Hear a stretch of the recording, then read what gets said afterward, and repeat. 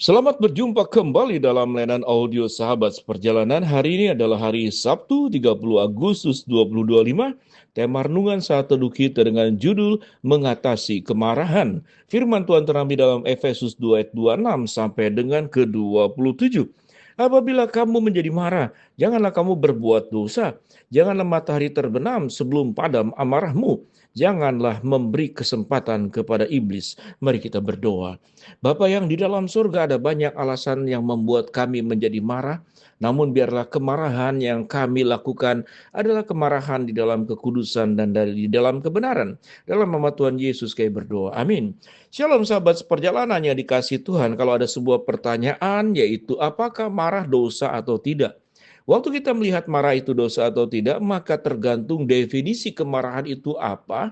Lalu kemudian yang melatar belakangi kemarahan itu seperti apa. Kemarahan bisa didefinisikan itu secara berbeda-beda. Kemarahan adalah berbicara tentang ketidakpuasan, ketidaksukaan. Lalu penyebabnya bisa karena ditekan, atau bisa karena diperlakukan tidak adil, atau bisa karena situasi yang tidak terkendali, yang di luar kemampuan kita. Lalu kita marah.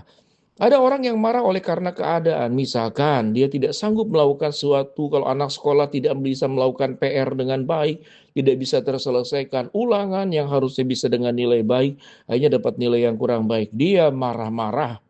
Lalu marah yang lain juga mungkin karena kita sudah menunggu ada janji yang harus ditepati. Tetapi kemudian janjinya diingkari oleh pihak yang sudah sepakat untuk janji tersebut. Lalu kita juga marah. Ada marah juga karena kita kalah. Mungkin dalam perlombaan manusia sesuatu yang sifatnya sangat wajar. Dalam sebuah perlombaan, dalam sebuah pertandingan, dalam sebuah ujian atau bentuk apapun. Lalu kita mengalami kekalahan, lalu kita marah. Marah dan marah-marah adalah dua hal berbeda. Tentu kalau marah-marah adalah pasti itu buruk. Tapi kalau marah sendiri belum tentu buruk. Tatkala kemarahan di dalam kekudusan, seperti Tuhan Yesus marah karena rumah Tuhan, bait Allah dipakai buat berdagang. Jadi di sini tentang kemarahan yang kudus. Tentu kita tidak bisa melakukan seperti yang dilakukan oleh Yesus. Kita datang ke gereja lalu ada orang berjualan, kita melakukan seperti yang Yesus lakukan. Ada alasan yang sangat jelas mengapa sampai Yesus begitu marah. Tentu ini adalah sesuatu yang mungkin tidak tiba-tiba, sudah diingatkan baik-baik, sudah disampaikan kebenaran firman Tuhan, sudah diajarkan, tetapi kemudian tetap melanggar dan kemudian tidak menguduskan rumah Allah. Sekalipun tentu rumah Allah tidak hanya berbicara tentang tempat, tapi sesungguhnya adalah rumah Allah itu adalah sikap hati kita. Bagaimana mungkin orang-orang yang paham tentang kebenaran, orang-orang yang sudah mendapatkan pembinaan, orang-orang yang sudah tahu firman Tuhan, tapi tetap melakukan hal-hal yang buruk, mencari keuntungan di dalam pekerjaan rumah Tuhan, hanya memikirkan tentang diri sendiri. Lalu Yesus marah. Kita tahu dengan jelas kemarahan Kristus adalah kemarahan yang kudus. Sehingga kalau marah-marah itu pasti salah. Tapi kalau marah, sebagaimana orang tua perlu. Karena marah itu menjadi sebuah peringatan kalau secara positifnya mengingatkan kita supaya kita tidak melakukan hal yang sama yang membahagiakan. Kita tentu akan marah sebagai orang tua kepada anak kita yang masuk dapur lalu menyalakan api. Tentu perlu dikelola. Tentu perlu dikelola. Tidak semua perlu diatasi dengan marah. Bahkan mengatasi persoalan dengan marah mungkin adalah opsi yang paling terakhir dan mungkin tidak perlu digunakan. Kalau ada cara-cara lain yang lebih baik. Tetapi marah itu kadang-kadang perlu untuk mengingatkan, syok terapi. Supaya orang tidak kemudian masuk ke dalam bisa membahayakan dirinya atau juga membahayakan orang lain. Kalau kita kemudian ada perampok yang masuk rumah, apakah kita perlu dengan santun menerima mereka? Kita perlu marah dan mengusir mereka dengan suara keras atau berteriak. Atau kemudian meminta tolong, atau kemudian melakukan bunyi-bunyian. Kentongan kalau di zaman terdahulu. Bagaimana ronda itu menjaga tatkala warganya sedang tertidur pulas, dia kemudian bergerak menjaga seluruh rumah yang ada di sana. Kalau kita berbicara bagaimana tentang mengatasi kemarahan, firman Tuhan memberikan sebuah panduan. Pertama, apabila kamu menjadi marah, jangan sampai berbuat dosa. Jadi yang pertama, jangan sampai berbuat dosa. Syarat yang kedua, apabila engkau marah, jangan sampai amarahmu itu diberi kesempatan kepada iblis. Dan yang ketiga, jangan engkau marah sebelum matahari, harus selesai sebelum matahari itu terbenam. Jadi, marah itu ada jangka waktunya, tidak terus-menerus. Tidak hanya kemudian mengungkit-ungkit kembali masa lalu yang sudah diselesaikan, yang disepakati untuk tidak diingat-ingat lagi. Kita mengungkit-ungkit kembali. Kita kemudian membongkar apa yang rasa kita tidak puas di masa lalu. Mungkin ke anggota keluarga kita, orang terdekat kita. Kita terus menjadi orang yang marah-marah atau pemarah. Sahabat perjalanan yang dikasihi Tuhan, bagaimana kita bisa memahami kemarahan itu dengan baik? Maka kemarahan itu tentu harus di dalam kekudusan dan kebenaran. Kemarahan yang kita lakukan itu adalah kemarahan yang bisa membawa dampak yang baik kepada orang yang kita marahi. Tentu kalau ada cara-cara lain selain dengan marah, maka kita perlu tempuh dengan bijaksana. Pilihan sikap apa yang kita perlu ambil selain kemudian kita marah.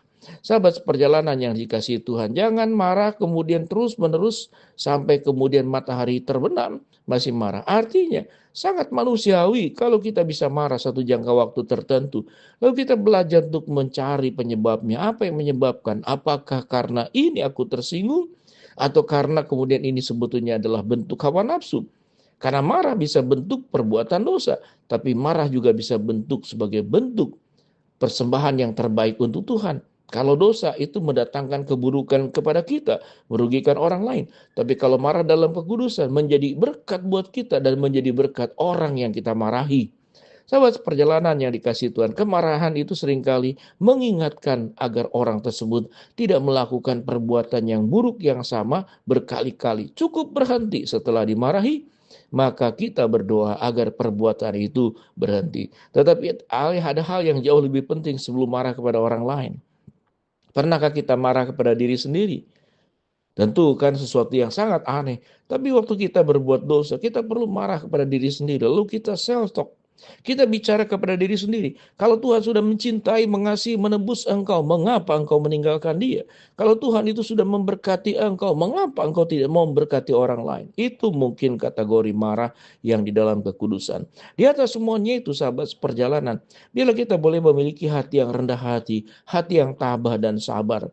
Karena orang yang tabah, orang yang sabar, orang yang rendah hati, orang yang tidak mencari penerimaan validasi, dia akan pandai dengan bijaksana bagaimana mengatasi situasi yang ada itu secara tepat dan benar, bukan dengan cara marah-marah. Karena marah-marah seringkali adalah ungkapan ketidakpuasan, ungkapan egois, dosa yang tidak terkendali, keinginan kemudian untuk menekan orang lain karena kita ditekan, atau juga karena kita menjadi orang yang punya posisi, punya kedudukan, menjadi orang kaya, menjadi orang yang terpandang. Maka godaan untuk menjadi orang yang suka marah itu berpotensi ada pada diri kita. Mari kita belajar bagaimana Yesus tidak marah-marah, tidak pemarah untuk semua peristiwa. Ada banyak aspek sebetulnya Yesus punya kesempatan untuk marah-marah dan ada alasan. Tetapi Yesus tidak melakukan semuanya itu. Karena yang ada di dalam diri dan pikirannya adalah cinta, kasih, penebusan yang ingin diberikan kepada setiap kita masing-masing. Mari sahabat seperjalanan, kita akan turunkan tone kita.